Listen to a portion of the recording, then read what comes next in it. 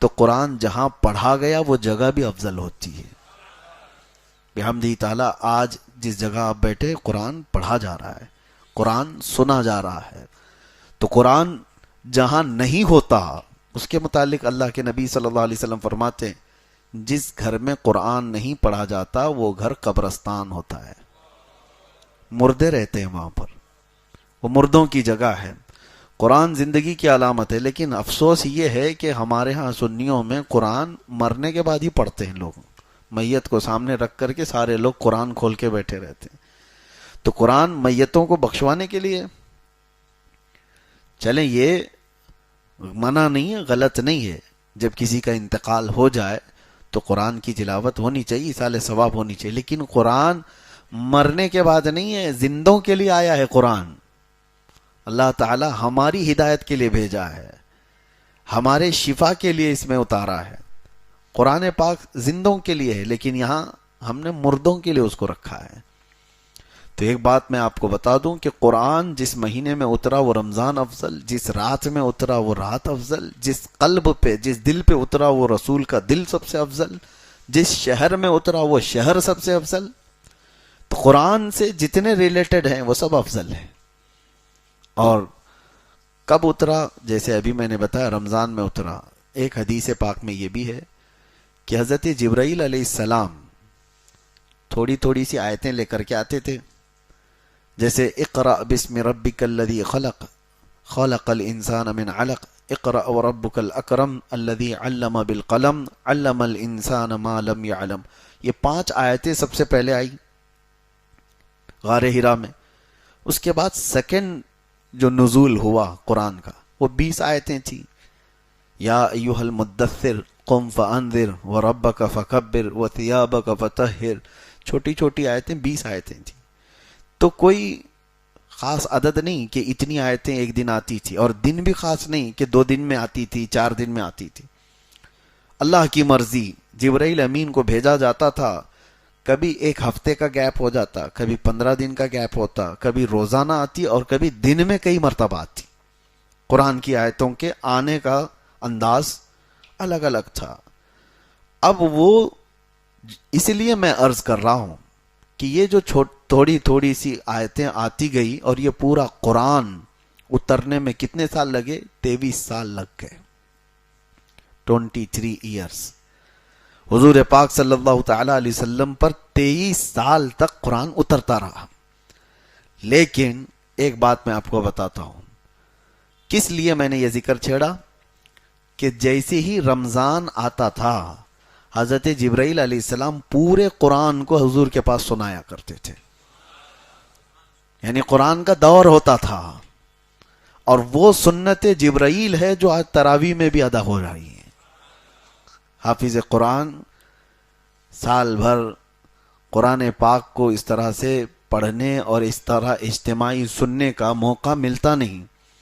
تو یہ رمضان آتا ہے تو یہ قرآن پاک سنانے کا, پڑھنے کا اور سننے کا دونوں موقع ملتا ہے. اب تراویح میں دیکھیں, جو روایت یہ بتاتی ہے کہ حضور پاک صلی اللہ تعالی علیہ وسلم حضرت جبرائیل کو قرآن سناتے تھے.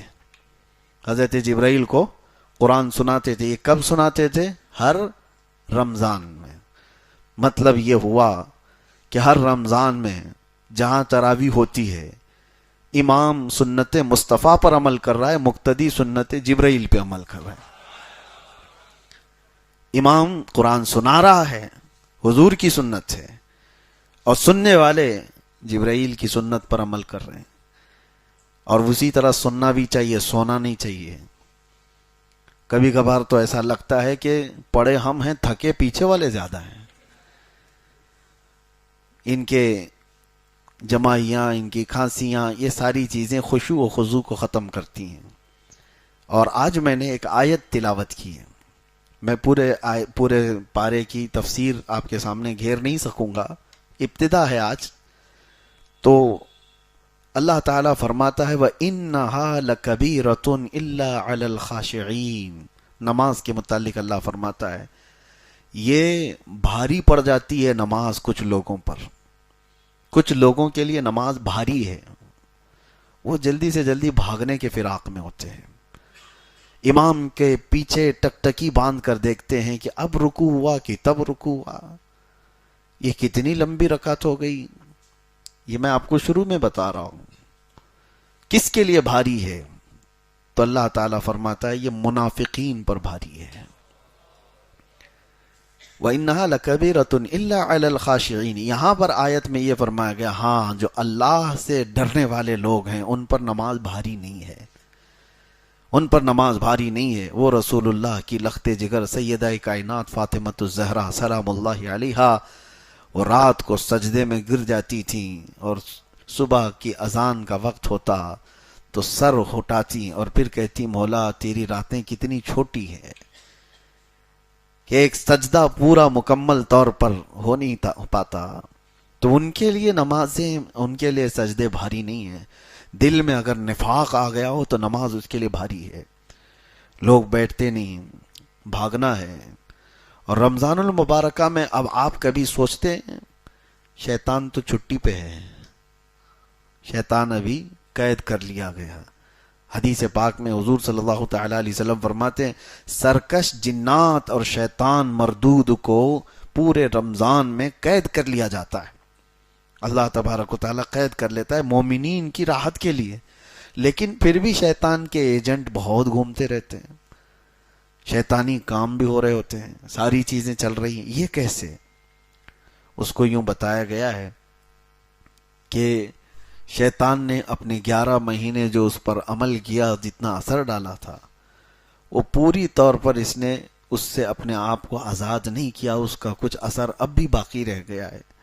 ہاں یہ اور بات ہے کہ شیطان تو گیا ہے لیکن ساتھ میں ہمارے صرف شیطان نہیں ہوتا، نفس بھی ہے، اور وہ شیطان سے بھی بڑا ڈینجر ہے. آپ کو پتہ ہے پورے 11 مہینے جب بھی نماز نہیں پڑھے، جھوٹ بولے، چغلی کیے، کچھ بھی گناہ کیے تو بلیم کس کے اوپر؟ شیطان کرا دیا. جھگڑا لگا دیا، کس نے کرایا؟ شیطان کرا دیا. ساری برائیاں کون کراتا ہے؟ شیطان کراتا ہے. شیطان ساری برائیوں کا جڑ ہے، ٹھیک ہے مانتے ہیں. لیکن آدم علیہ السلام کو سجدہ کرنے کے انکار جو شیطان نے کیا اس کو کس نے بہکایا؟ وہ تو خود شیطان ہے. شیطان سارے لوگوں کو گمراہ کرتا ہے تو پھر شیطان کو کس نے گمراہ کیا تھا؟ شیطان سجدہ کیوں نہیں کیا؟ اکڑ کیوں دکھایا؟ تکبر کیوں دکھایا؟ فرمایا گیا کہ شیطان کو اس کے نفس نے گمراہ کیا تھا. تو پتہ یہ چلا کہ جو شیطان کو بھی گمراہ کرتا ہے وہ نفس، وہ ہمارے ساتھ تو ہے. شیطان گیا ہے لیکن نفس نہیں گیا. اس وجہ سے نفس کی تربیت کے لیے ہی رمضان ہے. اب میں آپ کو بتاؤں، یہ نفس کو اگر ٹھنڈا کرنا ہے، اس کو ریہرسل میں لا کر کے، اس کو تربیت میں لا کر کے صحیح کرنا ہے تو سب سے بہترین کہا گیا ہے کہ قرآن پڑھو اور قرآن سنو. نفس اس سے معمول پر آتا ہے، نفس کی خرابیاں کم ہوتی ہیں. اور یہ بھی فرمایا گیا کہ روزہ نفس کو توڑ دیتا ہے. ایک صحابی حضور صلی اللہ تعالی وسلم کے پاس آئے، جوان، کہا کہ شادی کرنا ہے لیکن استطاعت نہیں ہے، کیا کروں، گناہ ہونے کے اندیشے ہیں. حضور نے فرمایا روزہ رکھو. کیا کرو؟ روزہ رکھو. حضور پاک صلی اللہ تعالی علیہ وسلم نے کس لیے فرمایا؟ کہ روزہ نفسانی خواہشات کو مار دیتا ہے، نفسانی خواہشات کو کم کر دیتا ہے، ختم کرتا ہے. جتنے بھی اولیاء کاملین کو آپ سنیں گے ان کی تربیت جو ہے روزے سے ہوتی تھی، روزے سے ہوتی تھی. اب یہ رمضان آیا ہی ہمارے پاس ہمارے نفس کی اصلاح کے لیے. اگر اس میں بھی ہم نہیں کر سکے تو پھر کبھی نہیں کر پائیں گے. تو بہرحال آج کی یہ ابتدائی ہماری گفتگو تھی.